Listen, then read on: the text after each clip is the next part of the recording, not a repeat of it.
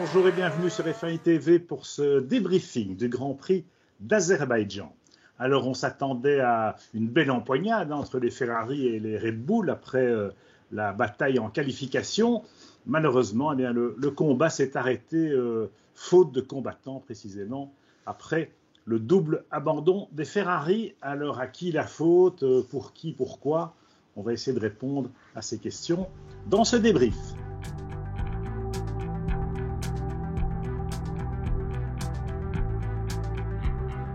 Avec Dessy, on ramènerait évidemment le titre à Maranello. Ça ne s'est plus produit depuis 2007. Ça fait 15 ans tout de même. On va bientôt s'approcher du record de la période de vache maigre, qui était entre les titres de Jody Scheckter et de Michael Schumacher au siècle dernier. Alors, évidemment, le moteur Ferrari était bien développé. On se souvient qu'il s'était fait un peu prendre en flag par la FIA en 2019 et qu'ils avaient dû mettre la pédale douce. Ensuite, avec le gel du règlement moteur depuis le 1er mars de cette année, Ferrari avait bien progressé. On avait constaté effectivement qu'ils étaient au minimum revenus au niveau des Mercedes, si pas mieux, et certainement aussi bien que le V6 Honda, le Red Bull Powertrain comme on l'appelle. Et cela s'est peut-être fait au détriment d'une certaine fiabilité. En tout cas, si c'est chez Red Bull qu'on a eu les premières défaillances moteurs en tout début de saison, là on constate chez Ferrari que ça devient malheureusement récurrent, non seulement pour Charles Leclerc qui a été frappé plus souvent qu'à son tour, mais aussi pour les clients Ferrari. On a encore vu une Alfa Romeo et une Haas dont le V6 est parti en fumée dans les rues de Bakou. Évidemment, pour Charles, ça veut dire déjà le 3e moteur thermique sur sa voiture depuis le début de la saison. On est à peine au tiers du championnat. Du coup, cela signifie que l'éventualité de le voir utiliser un 4e ou un 5e moteur pour boucler la boucle va évidemment être synonyme de pénalité sur les grilles de départ. Un recul de 10 places a priori quand on change un ICE, donc un moteur thermique. Plus tout le reste, donc ça peut encore le reléguer carrément en fond de grille. Ce sera certainement un handicap dans la course au titre, même s'ils vont vraisemblablement choisir des circuits où ce sera moins pénalisant qu'ailleurs. Il n'empêche que ça va quand même plomber un peu les chances de Leclerc et de Ferrari. De là à dire que le championnat est plié, il ne faut pas aller trop vite en besogne non plus, évidemment, puisqu'il reste une quinzaine de grands prix, un peu moins. Le Canada, la semaine prochaine, ce sera évidemment pas tout à fait significatif. C'est un circuit accélération-freinage avec très peu d'adhérence sur ce revêtement, très peu utilisé, comme chacun sait. Donc ce sera peut-être d'ailleurs plutôt favorable à Ferrari qu'à Red Bull, parce qu'on sait que la Ferrari a une motricité exceptionnelle en dehors des virages, des reprises du moteur, et que la vitesse de pointe, la différence avec Red Bull ne se perd qu'en fin de ligne droite. Donc sur le circuit Gilles Villeneuve, espérons que Ferrari corrige le tir, parce que si ça n'est pas le cas, on pourra vraiment dire que la saison prend une tournure, sinon définitive, du moins décisive. Alors on sait que pour Ferrari, Mattia Binotto, qui essaye par les mots, d'atténuer un peu la situation, rappelle que les objectifs fixés, c'était retrouver la compétitivité et gagner des courses en 2022, et puis être en mesure de viser le titre mondial seulement ensuite. Bon, il est clair que le début de saison de Charles et le fait que la F1 75 est une réussite avait évidemment ouvert d'autres ambitions avec peut-être aller chercher le championnat. Les circuits à venir pour l'été, puisque Montréal, on sait que c'est un peu atypique, mais les circuits à venir pour l'été, ensuite, ça va être Silverstone, l'Autriche, le Ricard, bien sûr, Budapest. Donc, on pourra sans doute faire un peu le point au moment de la trêve estivale, c'est-à-dire presque aux 2 tiers du championnat. Mais bon, en tout cas, pour l'instant, c'est avantage Red Bull, et un bel avantage parce qu'ils ont bien géré ça, y compris en interne. Vous avez vu que Sergio Pérez n'a pas tiqué quand Verstappen l'a doublé. No fighting, telles les consignes à la radio. Mais on a quand même constaté que Pérez était un peu moins à l'aise en course que Max, notamment dans la gestion des pneus, alors qu'habituellement, c'est plutôt l'inverse. Il avait peut-être un peu trop tapé dans les pneus en début de course pour rester devant la Ferrari de Leclerc durant les 9 ou les 10 premiers tours. Bref, avantage Red Bull, mais avantage Verstappen aussi. 34 points d'avance sur Charles au championnat et 80 points pour Red Bull sur Ferrari. Bonjour les dégâts.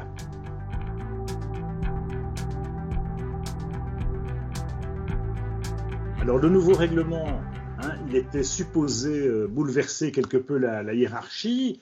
On constate que c'est pas trop vrai, que l'ordre établi est toujours là. En tout cas, les midfield, les équipes de milieu de tableau sont toujours, malheureusement, à une seconde autour des plus rapides, des top teams. Et donc là, on peut un peu se désoler du fait que, même si en début de saison, sur les 2 premières courses, on s'était dit « Waouh, il y a une Alfa Romeo qui marche, il y a une Haas en Q3, etc. » Et puis là, on voit que malheureusement, ou c'est la logique un peu accablante d'un sport mécanique et surtout d'un sport économique, la hiérarchie se remet à peu près comme elle l'était dans le passé, à une exception près naturellement. Ce sont les fameuses flèches d'argent qui ne sont plus des flèches. Alors là, on se perd en conjecture. Comment est-ce que les ingénieurs de Brackley, on sait qu'il y en a des centaines et non des moindres, sont passés à côté de ce nouveau règlement, en tout cas sont piégés par ce problème de pompage en ligne droite, ce marsouinage, comme on dit vilainement, alors que les autres équipes ont l'air de s'en sortir plus ou moins. Alors, il y a d'autres voitures qui en souffrent, on le voit sur les images télé. Mais là, c'est vrai que Lewis Hamilton est secoué comme un prunier, même si George Russell se débrouille mieux. Alors, il en souffre aussi, mais visiblement, on ne sait pas si c'est la vigueur de la jeunesse. En tout cas, il fait des très beaux résultats. Il est d'une constance impressionnante, George Russell. Encore donc sur le podium, le 3e cette saison, et il est le 4e homme du championnat, même devant Carlos Sainz. Alors, il n'empêche que la première Mercedes, celle de George Russell, termine à 45 secondes du vainqueur. C'est-à-dire, si on tient compte des virtual safety cars, une seconde au tour, là aussi. Une seconde au tour, c'est un gouffre en F1. Donc, on ne voit pas comment Mercedes va revenir au niveau. On pensait que d'ici Silverstone, on pourrait retrouver des flèches d'argent à peu près au niveau de Ferrari et de Red Bull. Je crains que ce ne soit pas le cas. Quant à Lewis Hamilton, on se pose même la question, sera-t-il là au prochain Grand Prix? En tout cas, c'est Toto Wolff qui fait un peu du lobbying par rapport à ce problème de porpoising. Mais bon, il est clair qu'Hamilton sera là, évidemment, parce que de toute façon, Mercedes n'a pas un vrai pilote de réserve opérationnel, et ce serait se tirer une balle dans le pied avec un one-car team, entre guillemets. Mais Hamilton va devoir mordre sur sa chic, ça c'est certain.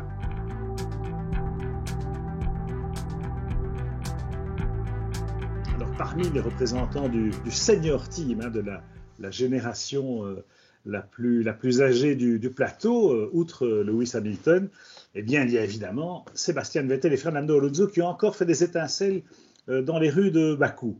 Alors là, on est vraiment bluffé parce que Vettel, il a eu beaucoup de difficultés en début de saison puisqu'il avait raté les 2 premiers Grands Prix, il avait pris le train en marche, un peu rouillé, et on le sentait déjà la tête ailleurs, avec les perspectives de retraite en fin d'année. Et puis là, depuis 2 ou 3 courses, voilà un Vettel tout revigoré qui s'illustre parce qu'en plus, en course, vous avez vu, il se loupe à un certain moment, il prend l'échappatoire, il repart et ça ne l'empêche pas de terminer 6e du Grand Prix à un rythme impressionnant. Et quand on le compare surtout à celui de son équipier Lance Stroll.